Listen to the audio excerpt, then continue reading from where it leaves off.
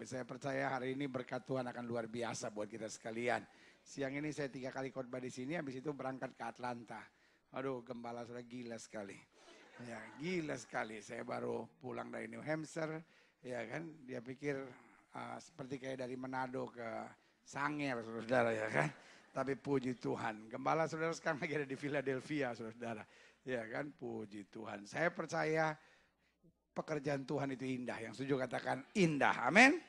Buka Alkitab kita sama saya sekarang. Injil Matius pasal 16. Istri saya masih di kamar. Nungguin 2 anak saya yang ketiduran, saudara. Anak saya yang paling kecil malah udah bangun, namanya Evan. Evan maju ke depan dulu sini. Terima kasih. Nah, ini dia anak saya yang paling kecil. Haleluya. Perkenalan dulu. Nama siapa? Evan. Nama saya Tuti. Masa nama Tuti? Oh, yang benar dong masa. Nama siapa? Evan. Nama lengkap dong. Gravens Gilbert Tumeno. Nah, namanya Gravens, saudara. Umur berapa? 17. 8 18? 8 tahun. Oh, 8 tahun. Sekolah TK di mana? Masa 8 tahun TK yang mana dong? SD. Oh, SD. SD itu bahasa Inggrisnya apa? Hah? Oh, elementary. Oh, elementary, ya kan? Jadi di kelas makan teri. Iya, kelas berapa elementarynya? 4. Umur 4 sekarang? Bukan. Hah? Kelas 4. Kelas 4. Sekolahnya di mana? Binus. Nah, sekarang kan Evan sekarang ada di ini Makassar. Nah, senang nggak ada di Makassar? Evan ada di mana? New York. New York. Nah, senang nggak ada di sini? Senang. Kenapa senang? Karena Kenapa senangnya? Karena bisa bertemu jemaat Tuhan. karena bisa bertemu jemaat Tuhan. Nah, ada pesan-pesan Evan nggak buat jemaat di sini? Misalnya pesan Babi Rica 2 mangkok, ya kan? Ada pesan-pesan Evan buat jemaat di sini apa? Tuhan punya rencana buat kita, jadinya kita harus selalu bahagia.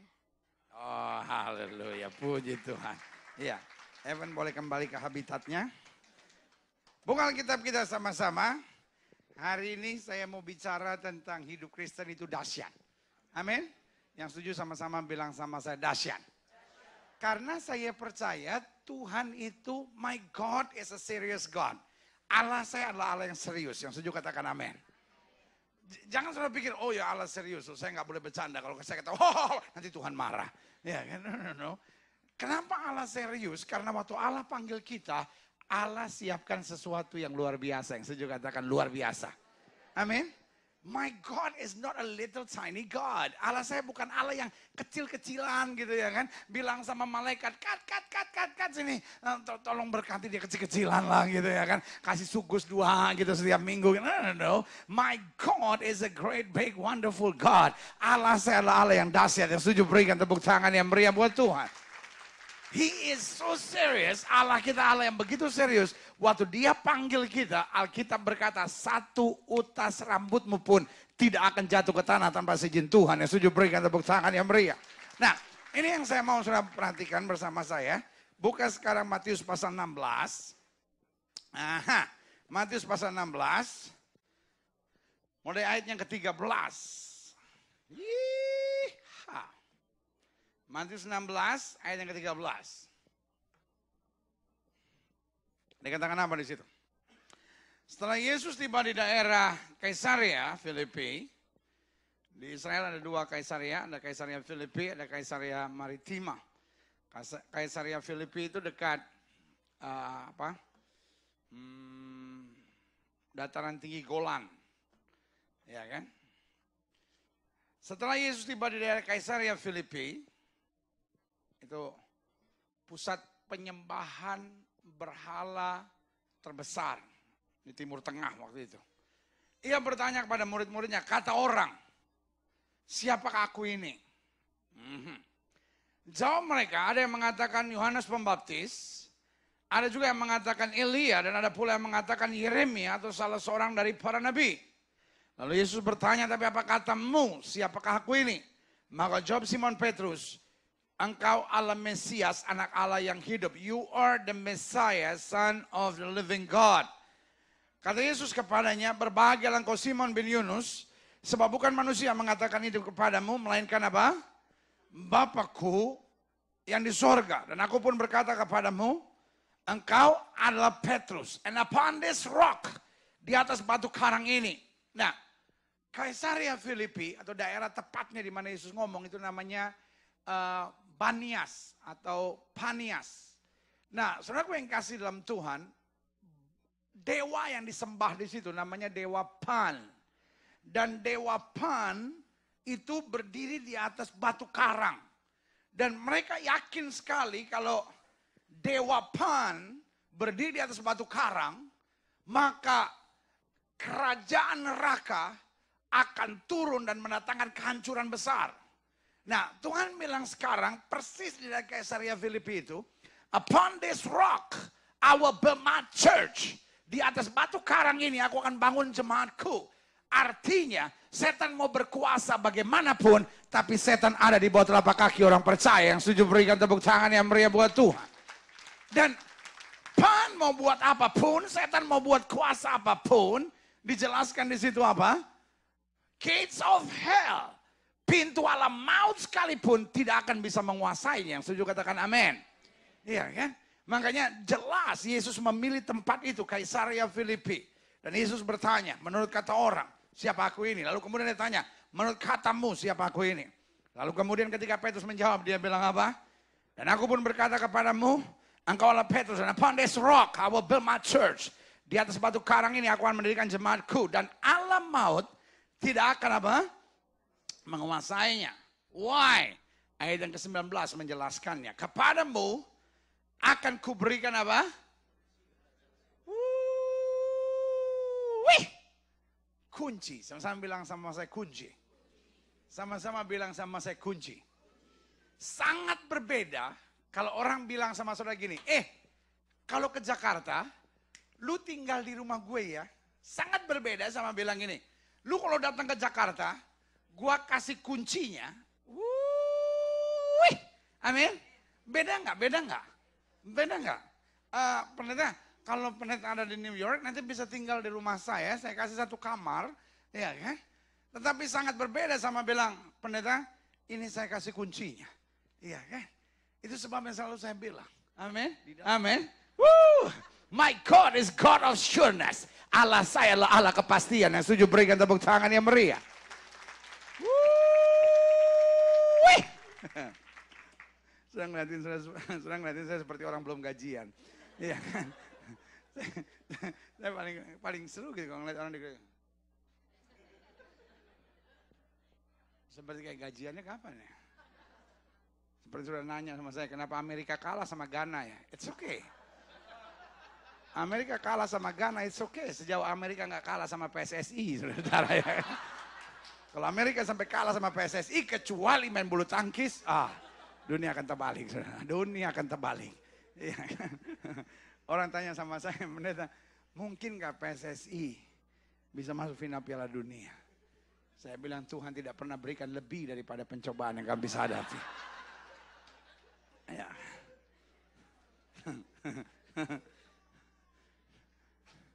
Jangankan kita berdoa, Tuhan pun berdoa nggak kejawab. Ya. Tapi sudahlah, right or wrong is my country. And dangdut is the music of my country. Jadi yang saya mau tegaskan buat saudara, Allah saya Allah kepastian. Amin. Sama-sama bilang sama saya kepastian. Amin. My God is not God of insyaallah. Ya, ya. Jadi Alkitab tidak ajarkan kita berusaha untuk hidup baik, berusaha hidup benar, masuk gereja tiap minggu, jangan lupa bayar perpuluhan, nanti insya Allah mati masuk surga. Ya. Ya. Alkitab bilang apa? Kepadamu kuberikan kunci. Amin. Semua saudara tangan kanan saudara taruh di depan hidung saudara begini. Orang pendeta ngomong nanti. Cepet napa ngerjain gini aja susah aman. Oke? Semangat. Jangan gini. Wajah saudara tuh harus semangat. Kalau enggak gini kayak, Pak kasihan Pak, saya orang nggak punya Pak, nggak punya bapak, nggak punya emak. Nenek satu-satunya disosor soang kemarin Pak. Aneh-aneh aja. Saudara pagi-pagi aja udah lemot gitu ya. Semangat. Tahu nggak lemot apaan? Lemah otak. Ya. Itu bahasa Indonesia agak keren zaman sekarang tuh, lemot. Lu lemot banget gitu ya kan. Taruh di sini, sama-sama taruh di sini. Liatin gitu. Semangat begitu. Ada apa di tangan itu? Ada garis-garis nggak jelas, pendeta tahu nih garis nasib apa nih. Saya mau bilang pegel, saya mau bilang pegel. Masa cuma begitu aja pegel? Tadi pagi makan bubur ayam kurang jelas. Ya kan? Terus, amin. Ya kan? Ada apa di situ? There is key. Sama-sama bilang sama saya, ada kunci.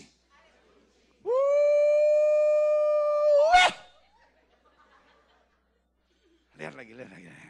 Ada apa itu? Ada kunci. Amin. Udah jangan begitu terus kayak orang aneh. Ya. Sama-sama bilang sama saya, di tangan saya ada kunci. Dan saya mau bilang sama saudara, Yesus bilang, saya mau tanya sama saudara, kalau Yesus ngomong sesuatu bisa dipercaya nggak? Bu, ibu tuh udah kebanyakan dibohongin sama laki lu, Bu. Jadi firman, maksudnya apa? Lagi ada ibu-ibu ngatain saya terus gini. Nggak tahu dia pelaku, nggak tahu dia korban. Mungkin dalam hatinya dia bilang, kalau gue pendeta, bukan laki gue yang bohongin gue yang bohongin dia. Aduh, turut berduka cita.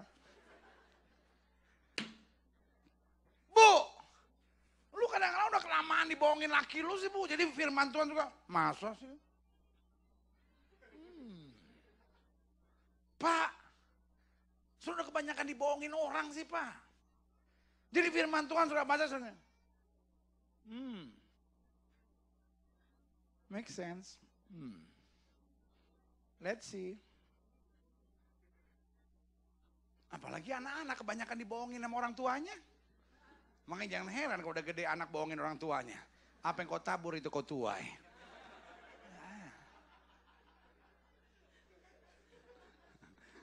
Ada yang nanti saya gitu.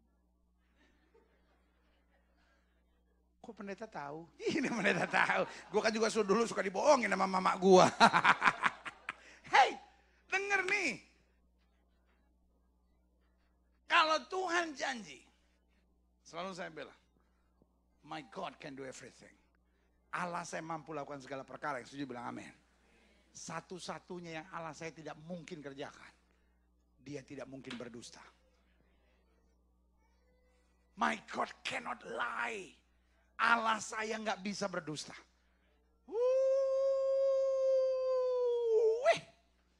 Ada dua hal yang Tuhan saya nggak bisa buat. Yang pertama, Tuhan saya nggak bisa berdusta.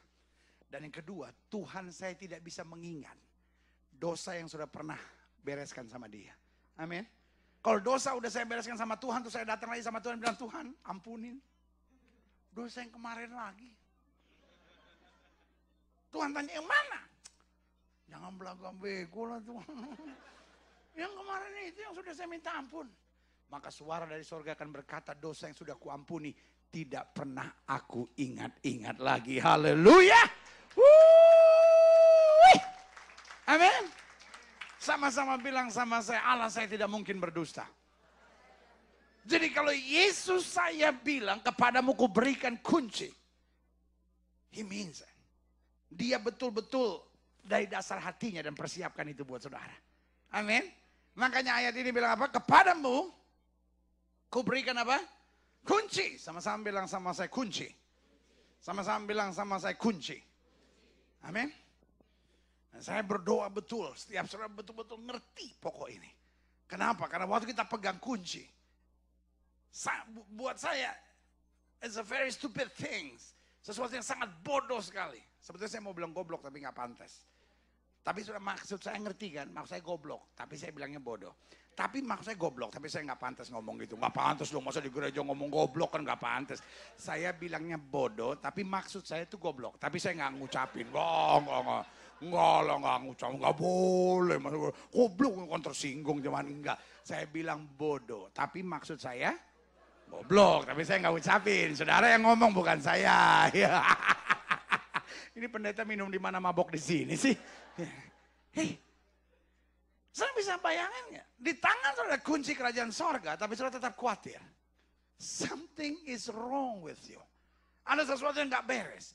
Saudara pegang kunci kerajaan sorga, tapi saudara hidup menderita. Saudara pegang kunci kerajaan sorga, tapi saudara khawatir. Saudara pegang kunci kerajaan sorga, tapi saudara hidup tertekan. Saudara pegang kunci kerajaan sorga, tapi saudara selalu bertanya pada Tuhan, Tuhan kapan penyakit saya disembuhkan? Kapan rumah tangga saya dipulihkan? Kalau engkau pegang kunci kerajaan sorga, masuk buka pintu kerajaan sorga, dan engkau berhak untuk menerima segala yang baik. Berikan tepuk tangan yang meriah buat Tuhan.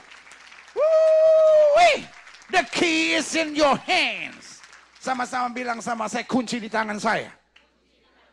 Dan kalau Tuhan berjanji ya dan amin, yang setuju katakan amin.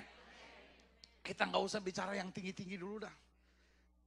Saya percaya orang udah kelamaan di Amerika mainnya logika. Logika. Saya percaya betul.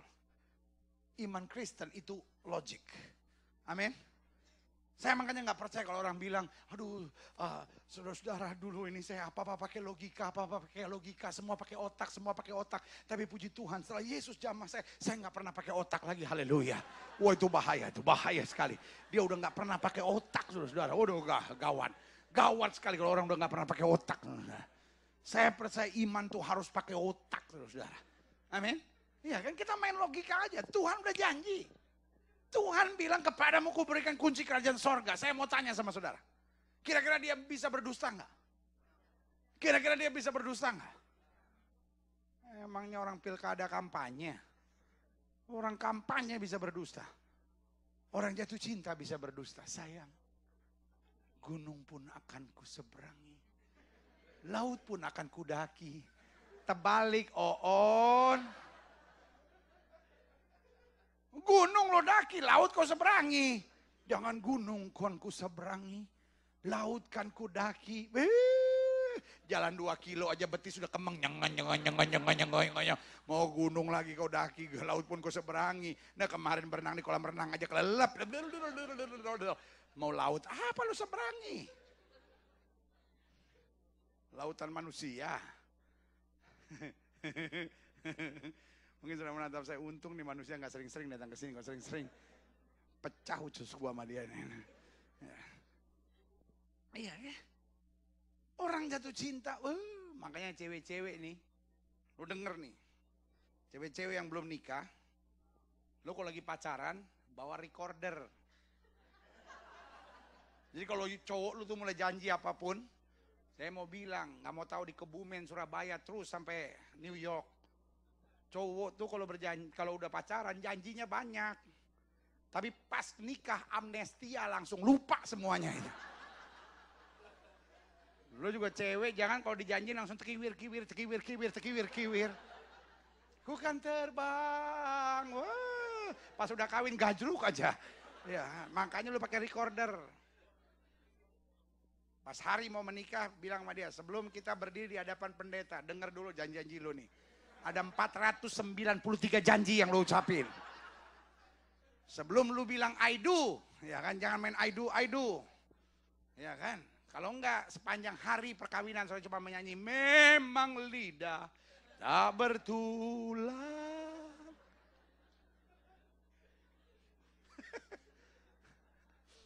Ada bapak-bapak yang ngeliatin saya nunduk aja.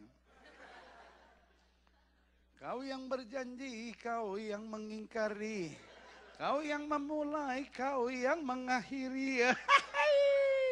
Ampuni mereka sebab mereka tidak tahu apa yang mereka perbuat. Ya, kita pakai logika aja Pak, Bu. Anak muda denger nih, kita pakai logika aja. Kalau Tuhan saya bilang kepadamu ku berikan kunci kerajaan sorga, apa artinya? Artinya, saya bodoh kalau saya khawatir. Saya bodoh kalau saya hidup tertekan. The key is in my hands. Kuncinya di tangan saya. Makanya, haleluya, ini saya senang ini. Ya kan? Katanya Nehemia, jam berapa nanti? Bebas ya khotbah, bebas aja, bebas. Iya, bebas aja katanya, bebas. Sampai jam 2 nanti terus saya ngomong di sini. Saya udah siapin bahan banyak sekali di situ. Ya kan? Terus saya biarin aja nanti yang jam, abis ini ada kebanyakan jam 11. Langsung aja biarin dia datang aja. Nanti tinggal saya bilang, oke, khotbah sudah sementara berjalan, jalani persembahan saja sampai perpuluhan. Ya kan, habis itu jam 2 saya khotbah aja ya kan. Tinggal sudah menatap saya dan bilang, apa pendeta? Terus kampung tengah kapan isinya? Cari dahulu kerajaan Allah serta kebenaran dan semua akan ditambah. Dan aku pun berkata kepadamu, ya kan? Kepadamu akan kuberikan apa? Sama-sama bilang sama saya, kuncinya di tangan saya. Karena Tuhan bilang kepadamu akan kuberikan kunci kerajaan sorga. Apa? Apa yang kau ikat di dunia ini? Akan terikat di sorga. Apa yang kau lepaskan di dunia ini akan apa? Saya mau tanya sama saudara, berlaku di New York nggak? Berlaku buat orang Indonesia di New York nggak? Berlaku buat mereka yang suaminya ngaco nggak? Berlaku buat mereka yang udah umur 35 belum dapat pasangan teman hidup nggak? Jangan nyindir, jangan nyindir. Khotbah aja, nggak usah perawan tua dibawa-bawa. Sensi banget sih lu.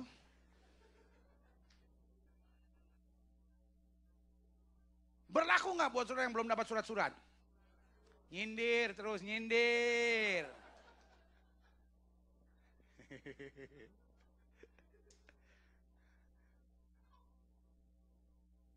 Kalau Tuhan ngomong, berlaku buat semua. Sama-sama bilang sama saya, berlaku buat semua. Sama saya, berlaku buat semua. Sama-sama bilang sama saya, berlaku buat semua. Alkitab bilang apa? Apa yang kau ikat di dunia ini akan terikat di surga. Dan apa yang kau lepaskan di dunia ini, haleluya, akan apa? Terlepas di surga. Lalu Yesus melarang murid-muridnya supaya jangan memberitahukan kepada siapapun bahwa ia adalah apa? Mesias. Kenapa? Karena dia belum disalibkan, mati, dan dibangkitkan. Nah, saya pelajari bahwa hidup Kristen itu dahsyat. Sama-sama bilang sama saya, dahsyat. Klik. Aha. Karena bukan sekedar kita disebut sebagai anak Allah. Ya kan? Kita biasa, aku anak raja, engkau anak raja, kita semua anak raja. Wow. Ya. Makanya saya lagi tulis beberapa buku terakhir ini.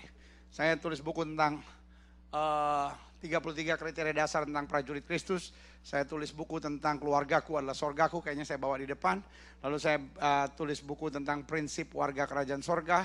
Saya juga tulis buku tentang apa itu namanya, karakter warga kerajaan sorga. Tapi kayaknya saya cuma bawa 2 buku.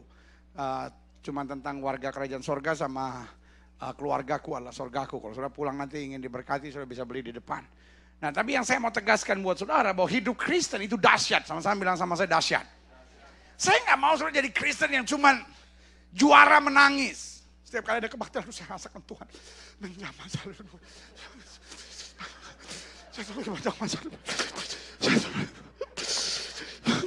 Hidup Kristen turun. Terus menghadapi tantangan yang sampai setan aja bilang gak usah diganggu, ntar jatuh sendiri, lihat aja. Ada banyak orang jatuh bukan karena diganggu setan, karena dia memang udah gak kuat, saudara. Nangis melulu.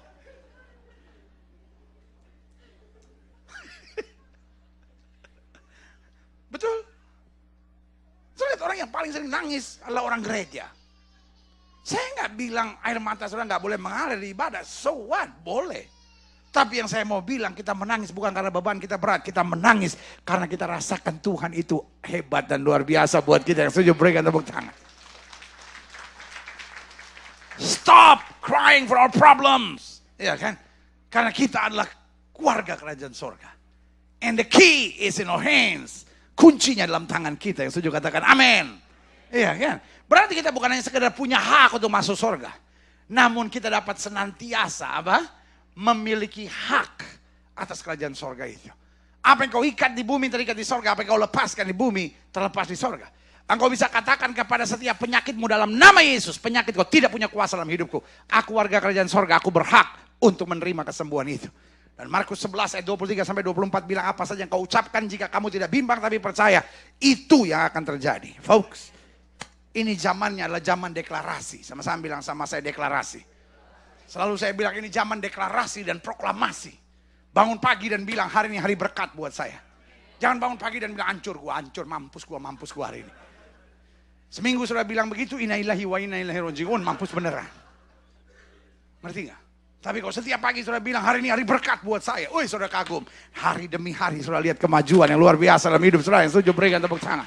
Klik. Nah saya pelajari. Siapa yang memiliki kunci itu? Siapa yang berhak untuk memegang kunci? Saya catat di sini beberapa hal. Yang pertama. Orang yang siap untuk berbeda. Sama-sama bilang sama saya berbeda. Makanya ayat 14 bilang jawab mereka. Ada yang mengatakan Yohanes Pembaptis. Ada juga yang mengatakan Elia atau pula salah seorang dari para nabi.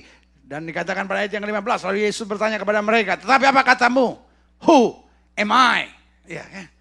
Tetapi apa katamu? Dengan lain kata Yesus bilang, I don't care about others, I care about you. Saya nggak mau peduli sama yang lain, kamu bagaimana? Ya, kan? Persoalan dalam gereja hari-hari ini ada roh ikut-ikutan. Orang angkat tangan bukan karena cinta Yesus, tapi karena lihat orang lain angkat tangan. Ya kan? Saya pernah cerita itu kan. Ada orang baru bertobat dari Buddha masuk Kristen. Dia masuk gereja aliran karismatik Pantekostal seperti kita ini. Dia kaget benar karena setiap kali dia berdoa dia dengar ada orangnya. Kan orang Pantekostal gitu kan, Tuhan. Oh haleluya. Oh Tuhan. Oh Tuhan. Sampai orang pikir kepedesan ke apa dia itu. Di gereja Katolik, di gereja Protestan, di gereja Presbyterian sudah tidak pernah jumpai orang berdoa. Sementara buat orang tertentu, itu tanda bersungut-sungut. Sehingga orang Buddha ini yang baru bertobat, dia kaget. Dia bilang, harus saya diberkati. Tapi kenapa ini pendeta setiap kali berdoa, sepenggal kata cek, sepenggal kata cek, sepenggal kata cek. Dia tanya sebelah. Dia bilang, aduh, saya Buddha. Saya baru bertobat. Saya senang sekali. Gereja ini luar biasa. Tapi ada satu, maaf sekali. Saya mau tanya. Kenapa di sini di gereja, setiap kali doa, sepenggal kata, Tuhan, hari ini, oh Tuhan, Tuhan, apa ada peraturan? Jemaat sebelahnya bilang, saya juga nggak tahu. Saya juga baru 3 bulan di sini. Saya dengar orang cek, saya cek aja juga. Coba tanya sama majelis, Maaf. Bukan maksud menghina. Saya jemaat baru di sini. Saya dengar orang berdoa sepenggal kata cek, sepenggal kata cek. Apa memang aturan di sini? Apa dasar firmannya? Dia bilang saya juga nggak tahu. Saya baru 5 tahun pelayanan di sini. Saya dengar pendeta cek, saya cek juga. Coba tanya pendeta. Tanya pendeta. Maaf Pak pendeta. Sorry kalau saya menghina. Sorry kalau saya maksudnya apa-apa, tapi betul niat saya tulus. Saya cuma mau tanya, kenapa di sini setiap kali berdoa sepenggal kata cek, sepenggal kata cek? Pendeta tertawa, saya juga nggak tahu. Loh, saya tanya sama jemaat katanya majelis, saya tanya sama majelis katanya pendeta. Oh, pendeta ketawa, dia bilang saya juga nggak tahu kenapa semua majelis dan semua jemaat semua sepenggal kata cek, sepenggal kata cek. Kalau saya gigi 2 depan saya ini palsu. Setiap kali saya tunduk, dia mau jatuh. Jadi saya mesti.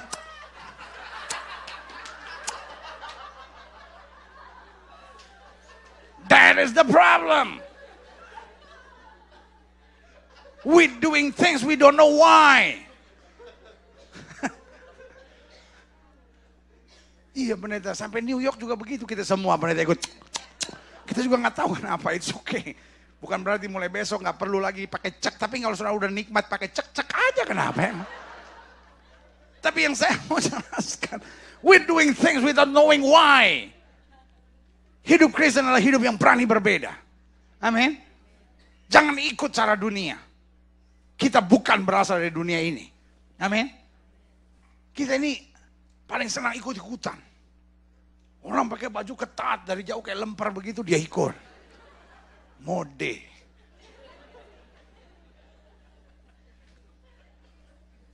Orang lakukan hubungan seks sebelum nikah, dia ikut.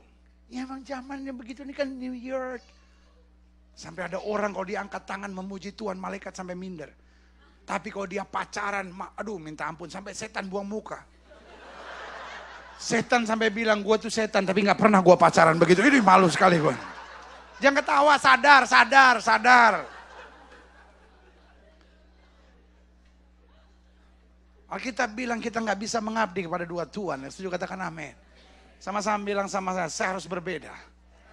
Alkitab bilang kalau garam itu sudah tidak asin lagi, dia akan dibuang dan diinjak-injak orang. Yang setuju katakan amin. Right. Yang kedua, siapa yang memiliki kunci? Orang yang siap menanggung apa?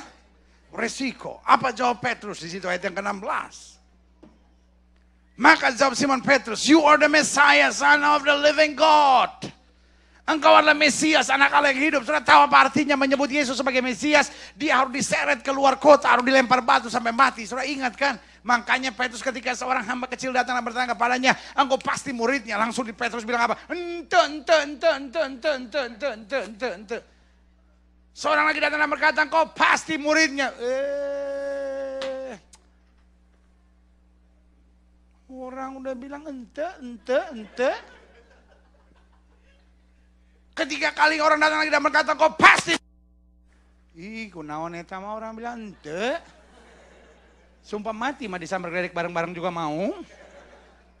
Dia mengutuk dan bersumpah bahwa aku tidak pernah kenal dia. Ngerti maksud saya? Kenapa? Karena siapapun yang mengaku Yesus adalah Mesias, dia harus dilempar batu sampai mati. Itu penghinaan kepada God of Yahweh. Tapi izinkan saya menjelaskan buat saudara. Siapa yang memegang kunci? Orang yang risiko. Sama-sama bilang sama saya, menanggung risiko. Tahukah saudara? Hidup berbeda itu ada risikonya. Tahukah saudara, hidup suci itu ada risikonya. Ingatkah saudara apa yang terjadi dengan Yusuf? Yusuf mau hidup suci dan dia harus tanggung risikonya. Istrinya Potifar ganggu dia tiap hari. Ucup. Cup.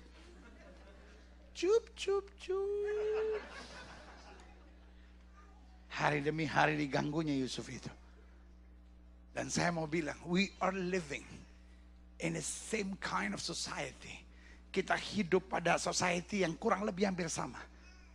Every day we are tempted. Setiap hari kita diganggu. Amin. Diganggu untuk emosi. Diganggu untuk terseret dengan cara-cara dunia. Diganggu untuk hidup cabul. Diganggu untuk hidup worldly. Dengan cara-cara duniawi. Every day we are tempted. Hari demi hari. Satu-satunya sifat baik setan yang dia miliki. Dia tidak pernah putus asa. Setan tuh gak punya sesuatu yang baik. Satu-satunya sifat baik setan tuh gak pernah putus asa. Saudara udah ke gereja masih diganggu. Saudara tolak dia dalam nama Yesus, setan keluar. Dia masih bilang, sama teman kok gitu. Hopeng. Setan tuh gak pernah putus asa. Saya bayangin Yesus aja diganggu. Bilang sama sebelah saudara, apalagi lu. Yesus aja diganggu. Jangan saudara datang kepada saya lalu kecewa gitu. Pendeta saya bingung gitu pendeta. Saya udah bertobat, saya udah sungguh-sungguh sama Tuhan. Saya udah melayani Tuhan. Kenapa sih setan masih terus ganggu saya? Ya karena itu memang kerjaannya. Setan gak bisa kirim BlackBerry. Setan gak bisa chatting. Setan gak bisa ikut Facebook apalagi nge-tweet. Ya, setan gak punya kerjaan lain kecuali gangguin lu. Yesus saja diganggu. Apa buktinya? Dia datang kan dalam bentuk ular. Kenapa dia datang dalam bentuk ular? Karena kalau dia datang dalam bentuk manusia kakinya gemeter. Dia udah tahu nih gue bakal kena nih kalau sama dia nih. Dia coba aja pakai ular, ya kan?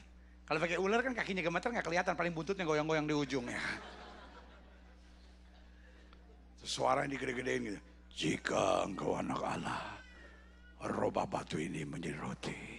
Tiba-tiba Yesus bilang, ini ada tertulis manusia hidup bukan dari roti saja, tapi dari setiap firman yang keluar dari mulutnya Allah. Dalam hati saya tentukan, gue juga udah bilang apa, nggak bakal kena gue sama dia bener. Hancur gue sama dia, habis aja pokoknya. Gue bilang juga apa nih. Ngerti sampai di sini? Ya, iblis nggak pernah putus asa. Iblis nggak pernah menyerah. Dia akan coba ganggu saudara. Tetapi apa yang terjadi dengan Yusuf? Yusuf siap menanggung resiko. Dia dibuang ke dalam penjara. Tapi selalu saya bilang, penderitaan karena kebenaran selalu menuntun kita pada kemuliaan. Yang setuju berikan tepuk tangan yang meriah. Kalau saudara harus menanggung penderitaan, tapi itu karena prinsip iman. Saya mau bilang, di depan saudara ada pintu kemuliaan yang akan menuntun saudara pada kedahsyatan kuasa Allah. Yang setuju berikan tepuk tangan yang meriah buat Tuhan. Yang ketiga, siapa yang berhak untuk memiliki kunci itu? Mereka yang menerima pewahyuan dari Allah. Mereka yang hidupnya cuma mau dengar apa yang Tuhan ngomong dalam hidupnya. Folks, we are living a dangerous life. Hidup yang kita jalani sekarang adalah hidup yang berbahaya. Setan tahu persis bahwa his time is up. Setan tahu persis bahwa waktunya udah mau habis. Apa yang setan buat? Setan buat apa saja. Sama-sama bilang sama saya, apa saja. Tujuan yang pertama supaya engkau jatuh. Yang kedua supaya engkau terpisah dari kasih Kristus. Yang ketiga supaya engkau kecewa. Setan pengen sekali lihat saudara jatuh. Kalaupun saudara nggak jatuh, minimal saudara mulai jauh dari Tuhan. Kalau sampai saudara nggak jauh dari Tuhan, minimal saudara kecewa. Kecewa sama suami lah. Kecewa sama istri lah. Kecewa sama pelayanan lah. Kecewa sama Tuhan lah. Kecewa sama orang gereja lah.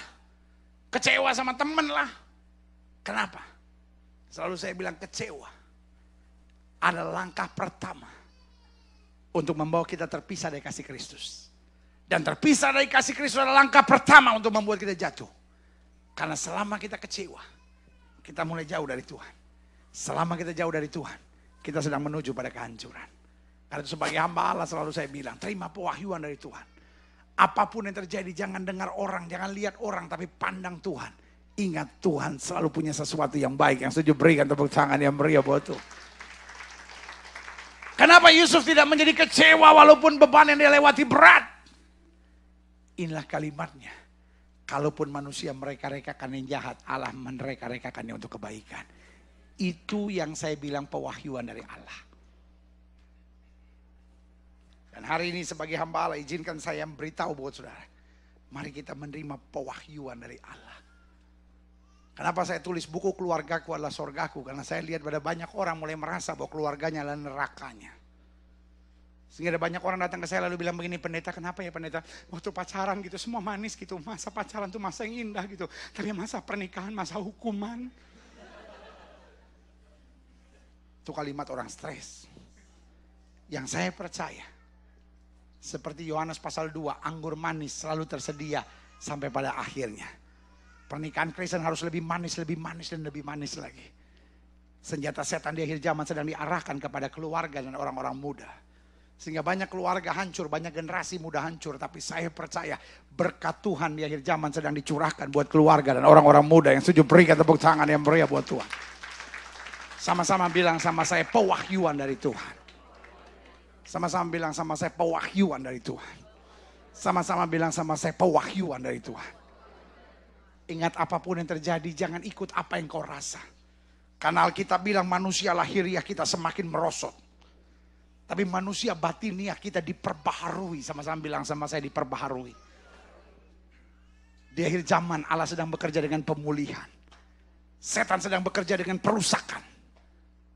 Pola pikir manusia rusak hari-hari ini. Betul? Mental manusia rusak hari-hari ini. Karakter manusia rusak hari-hari ini. Betul? Tetapi Allah sedang bekerja dengan pemulihan. Manusia selalu bilang, tapi mana mungkin? Tapi mana bisa? Tapi Tuhan sedang bilang bersama Yesus saya bisa. Yang setuju berikan tepuk tangan yang meriah. Di gereja kita, yang oleh yang Tuhan percayakan untuk saya gembalakan, hari-hari ini kita ada sebuah moto, saya pasti bisa. Dan hari ini kalimat yang sama saya mau bilang sama saudara, saya pasti bisa. Sama-sama bilang sama saya pasti bisa. Kalau sudah menatap saya dan berkata, tapi pendeta saya sebagai istri gitu gak kuat gitu, mesti ngalah terus sama suami saya. Dia bukan cuma kepala batu, kepala baja dia pendeta. Gak apa-apa. Taruh dalam hati saya pasti bisa. Amin. Amin. Saya menatap saya dan bilang, aduh pendeta anak saya udah narkoba, pendeta saya udah stres, bener. Saya pasti bisa. Karena roh di dalam kita lebih besar dari roh yang alam dunia ini. Yang setuju berikan tepuk tangan yang meriah buat Tuhan. Orang-orang yang berkemenangan bukanlah orang-orang yang gak punya masalah. Tetapi orang-orang yang berkemenangan adalah orang-orang yang terima pewahyuan dari Tuhan. Amin. Kenapa Daud bisa mengalahkan Goliat? Bukan karena dia hebat. Iya kan? Dia nggak punya apa-apa sampai dihina sama Goliat. Sampai Goliat bilang, anjing ke aku sampai kau datangi aku dengan tongkat dan batu. Seperti itu. Pertanyaan saya cuma sederhana. Saudara pernah dihina orang nggak? Masih mending ditempeleng orang daripada dihina orang. Dihina orang itu sesuatu yang, aduh, seumur hidup. Pendeta saya sampai hari ini, pendeta makanya nggak mau pulang kembali ke Indo. Pendeta nggak mau. Saya kalau lihat mertua saya itu, pendeta, aduh, sampai saya doa-doa gitu. Bukankah masa hidup manusia 70, kenapa mertua saya udah 72 masih ada. Tuhan genapkan firman-Mu, Sampai orang bilang, lu kualat, lu doain mertua lu mati. Enggak, gue gak berdoa untuk dia mati. Gue berdoa supaya firman Tuhan digenapi dalam kehidupan. Saya itu dihina pendeta. Duh pendeta, saya itu sampai hati saya itu Tuhan. Saya kalau lagi berdoa gitu ingat mertua langsung saya stop pendeta.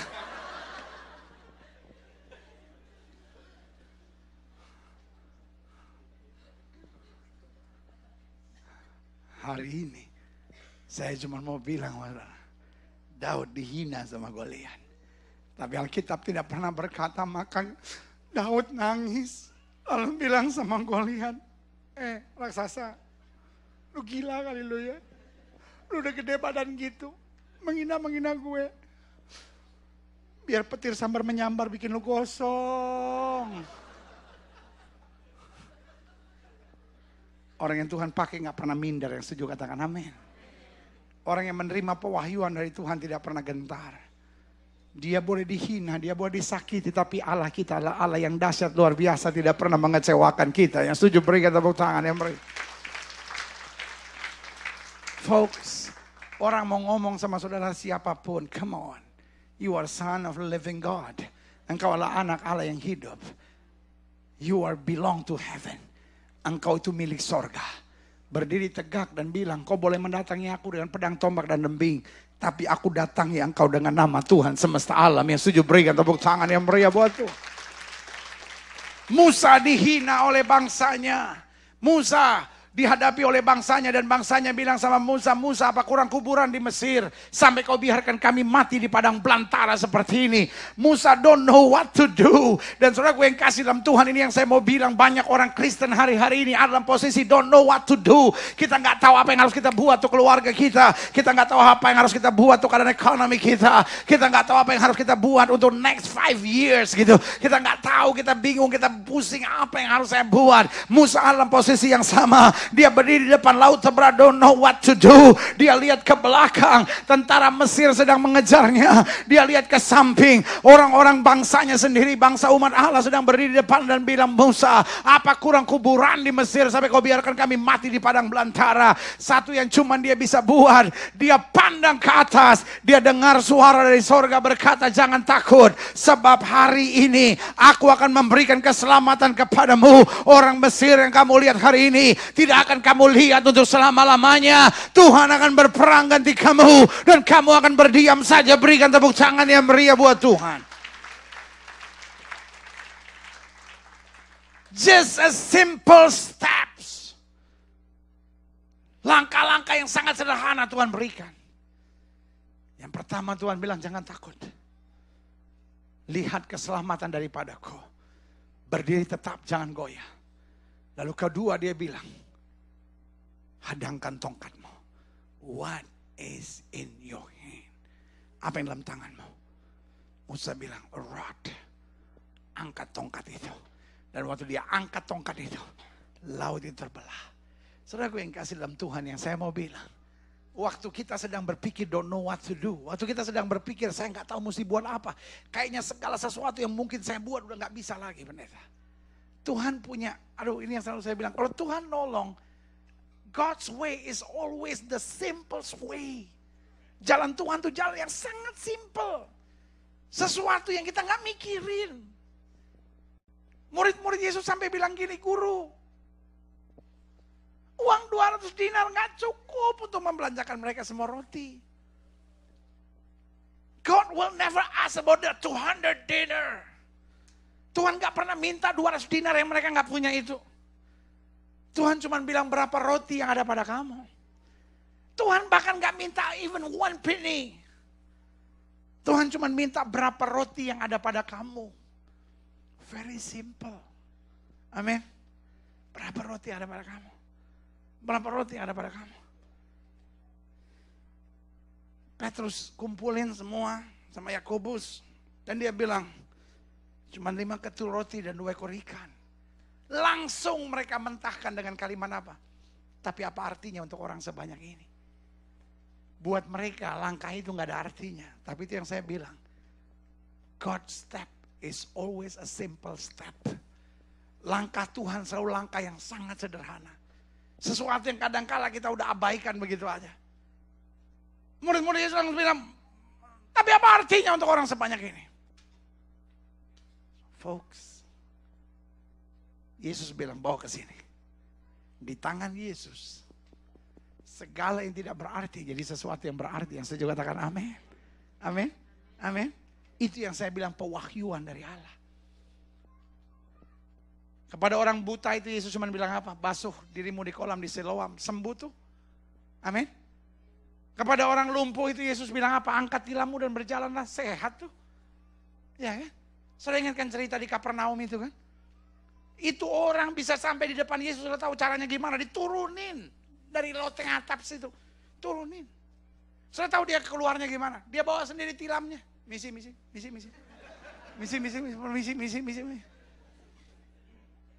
Tuh. Folks, nothing too big for my God. Alkitab bilang tidak ada yang mustahil bagi Allah. Tetapi folks, don't forget, di bagian lain dalam Alkitab juga dibilang, tidak ada yang mustahil buat orang yang percaya, yang setuju. Kasih tepuk tangan yang meriah buat Tuhan. Tidak ada yang mustahil bagi Allah, semua kita tahu. Tapi tidak ada yang mustahil bagi orang yang percaya. Kita masih doubt for that. Kita masih bingung, kita masih bimbang. Benar gak ya?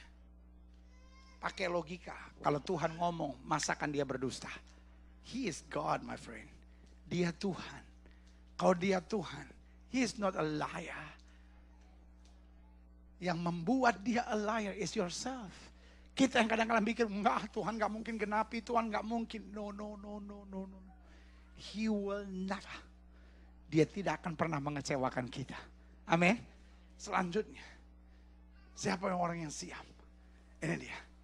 Upon this rock, I will build my church. Batu karang, sama-sama bilang sama saya, batu karang.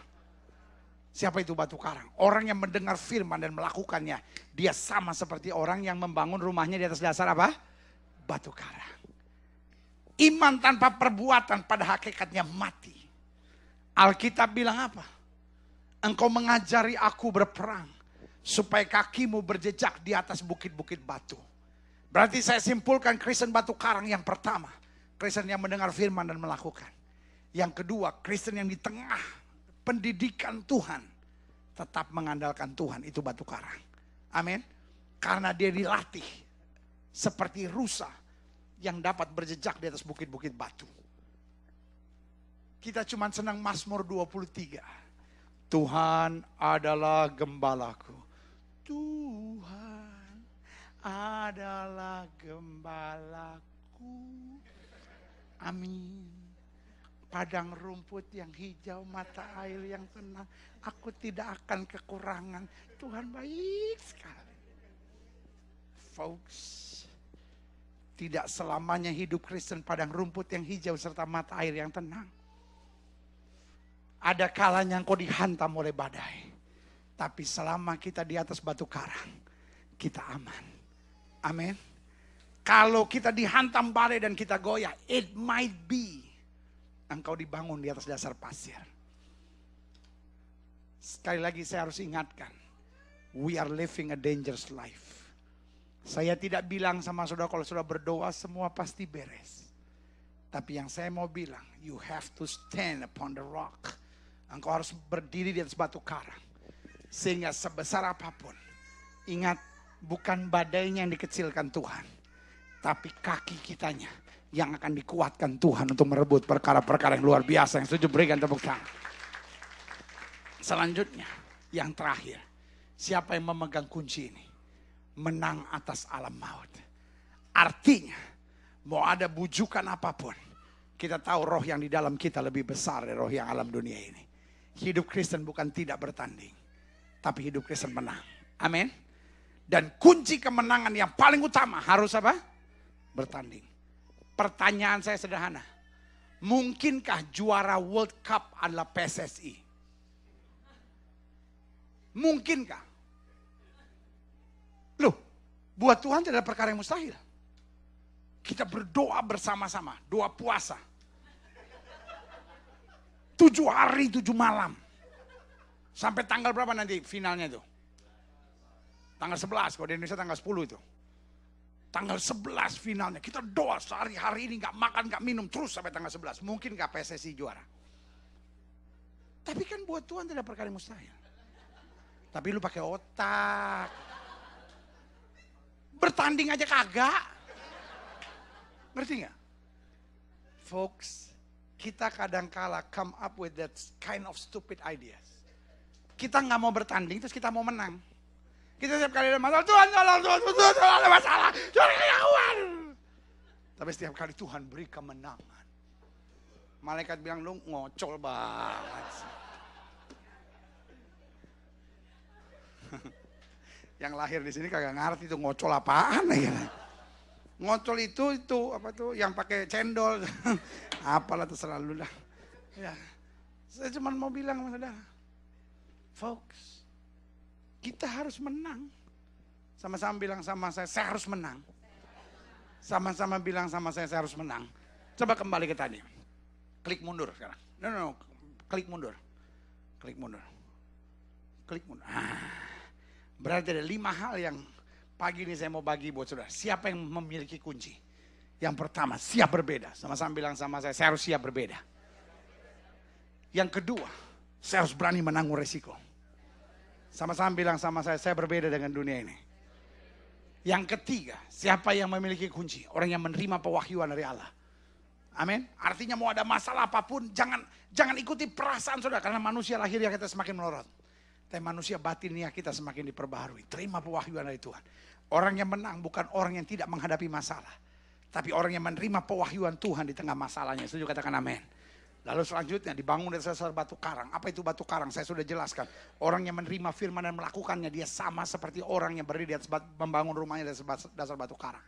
Dan yang kedua, orang yang di tengah masalahnya tetap belajar dari Tuhan. Dan yang kelima, dia menang atas alam maut. Tanpa pertandingan, tidak ada kemenangan. Sama-sama bilang sama saya, tanpa pertandingan, tidak ada kemenangan. Folks, I love you. Saya mengasihi setiap saudara. Dan saya tahu, sudah cukup lama engkau dalam pergumulan-pergumulan hidupmu. Life is tough. Hidup ini keras. We are living a dangerous life. Hidup yang kita jalani sekarang adalah hidup yang keras, saudara. Tapi yang saya mau ingatkan buat saudara, kita nikmat hidup ini. Makanya selalu saya bilang, hidup ini bukannya enak. Tapi hidup Kristen itu asik. Hidup Kristen itu bukannya enak, tapi asik. Saudara tahu nggak bedanya enak sama asik? Hah? Enak itu bangun, tidur.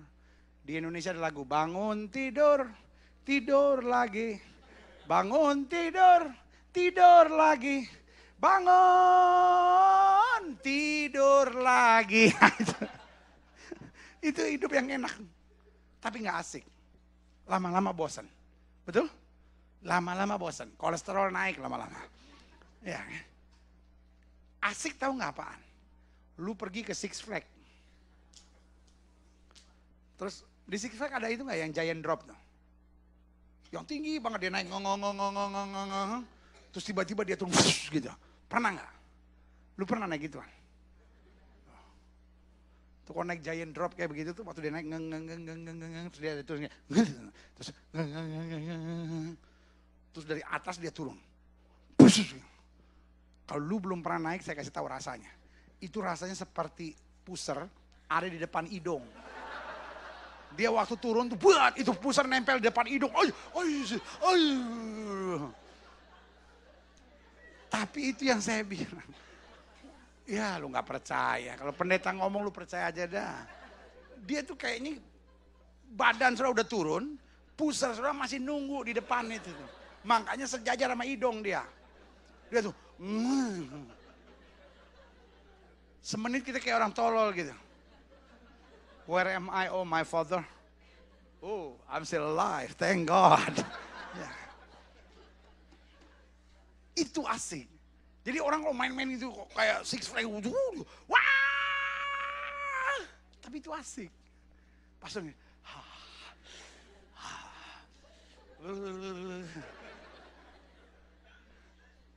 thank God I'm alive ya. Dan saya mau bilang hidup Kristen itu gitu asik. Ada tantangan kadang-kadang kita menjadi Tuhan. Tapi kita selalu keluar sebagai pemenang. Bahkan Paulus dengan bangganya berkata kita lebih daripada orang-orang yang menang. Berikan tepuk tangan yang meriah buat Tuhan. Kita bangkit berdiri. Kita datang pada Tuhan. Haleluya. Walau ku harus berjalan dalam lembah kekelaman, perlindungan-Mu, oh Tuhan, nyatalah bagi hidupku. Tiada pernah sedetik pun, tiada pernah Kau tinggalkan. Sungguh mulia